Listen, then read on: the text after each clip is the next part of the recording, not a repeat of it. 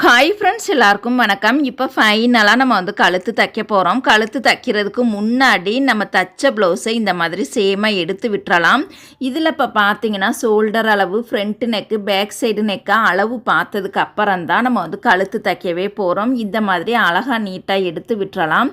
இப்போ அளவு ப்ளவுஸில் பாருங்கள், நம்ம ஷோல்டர் அளவு கரெக்டாக இருக்கான்னு செக் பண்ணி பார்க்கணும். கரெக்டாக இருக்குது. எக்ஸ்ட்ரா கூடுதலாக 1/2 இன்ச்சு நம்ம சேர்த்து குறிச்சிக்கலாம். ஃப்ரண்ட் நெக்குக்கும் பாருங்கள், ஃப்ரண்ட் நெக்கோட அளவு ப்ளவுஸை வந்து இழுக்காமல் நார்மலாக கரெக்டாக ரெடி அளவை குறிச்சிட்டு மேலே 1/2 இன்ச்சு ஏற்றி வந்து குறிச்சிக்கணும். இப்போ இந்த 2 பாயிண்ட்டுக்கு சேர்த்து அழகான ஒரு ரவுண்டு போட்டுட்டு அந்த ரவுண்டை வந்து நம்ம கட் பண்ணி எடுத்துடலாம். ஓகேங்களா?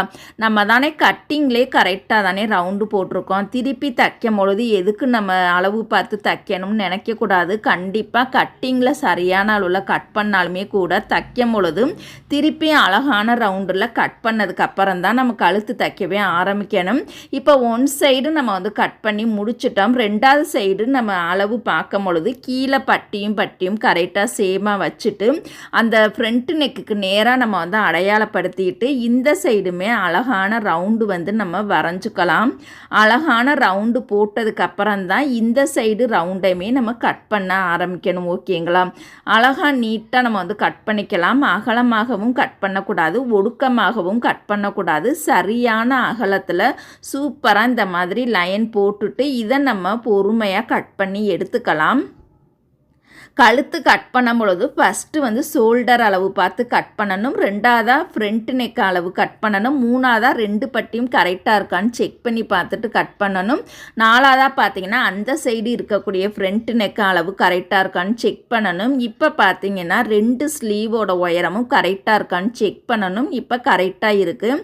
அடுத்ததாக பார்த்தீங்கன்னா இந்த 2 ஷோல்டர் அளவும் கரெக்டாக இருக்கான்னு ஒரு முறை வந்து நம்ம செக் பண்ணி பார்க்கணும். ஓகேங்களா? லேசாக பார்த்தீங்கன்னா பிசுறு பகுதி நீட்டிக்கிட்டு இருக்க அந்த லேசாக இருக்கக்கூடிய பிசுறு பகுதியை லைட்டாக நம்ம வந்து கட் பண்ணி எடுத்துக்கலாம். இப்போ இந்த ப்ளவுஸை பின்பக்கமாக இந்த மாதிரி நம்ம போட்டுட்டு இப்போ பின்பக்க உயரம் வந்து நம்மளுக்கு அளவு கரெக்டாக இருக்கான்னு அளவு ப்ளவுஸையுமே இந்த மாதிரி பின்பக்கமாக 2ஆக வந்து மடித்து போட்டுக்கலாம்.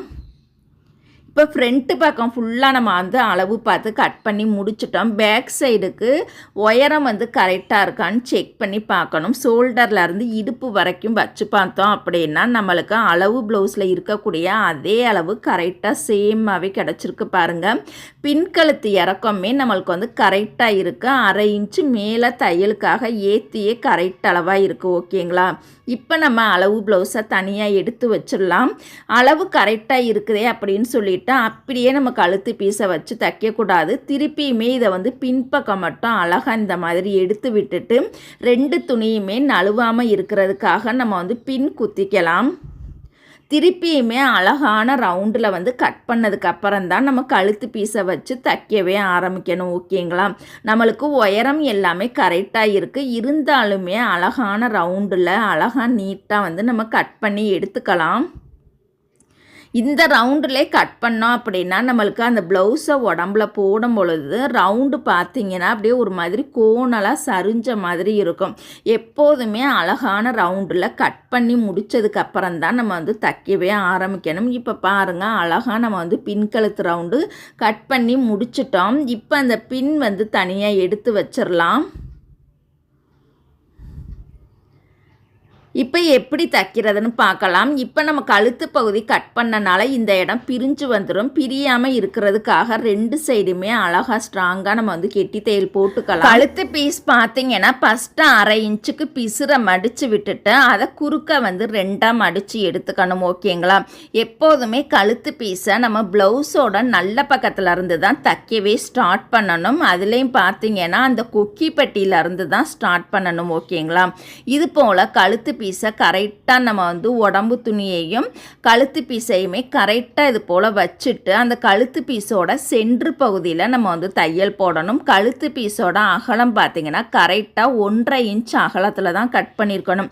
டபுள் தையல் போடுறதா இருக்கட்டும் இல்லை ஹெம்மிங் பண்ணுறதா இருக்கட்டும், 2க்குமே நம்மளுக்கு கிராஸ் பீஸ், அதாவது அந்த கழுத்து பீஸோட அகலம் பார்த்திங்கன்னா 1/2 இன்ச் அகலத்தில் தான் நம்ம வந்து கட் பண்ணி தைக்கணும். இது போல் பாருங்கள், நம்மளுக்கு வந்து வளைவு நெளிவாக இருக்க அதனால கொஞ்சம் கொஞ்சமாக பொறுமையாக அழகாக நம்ம வந்து சென்டர் பண்ணி தையல் போட்டுக்கலாம்.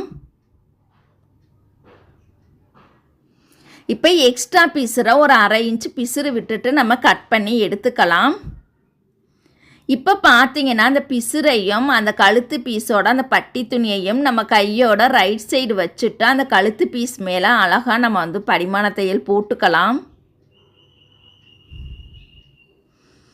இது போல் பாருங்கள், அழகாக நீட்டாக பொறுமையாக தைக்கணும். ப்ளவுஸ் தைக்கிறது பெருசு கிடையாது. அதில் இருக்கக்கூடிய சின்ன சின்ன நுணுக்கங்கள் தெரிஞ்சால் மட்டும்தான் எப்பேற்பட்ட ப்ளவுஸாக இருந்தாலும் சரி நம்மளால் சரி பண்ணி தைக்க முடியும். இப்போ பாருங்கள், நம்ம தச்சு முடிச்சிட்டோம். இதுக்கு அப்புறமா பார்த்தீங்கன்னா அந்த கழுத்து பகுதியில் உள்பக்கத்தில் பிசுறு பகுதியை அதிகமாக நீட்டிகிட்டு இருக்கோம். அந்த பகுதியை நம்ம கட் பண்ணி எடுத்துக்கலாம்.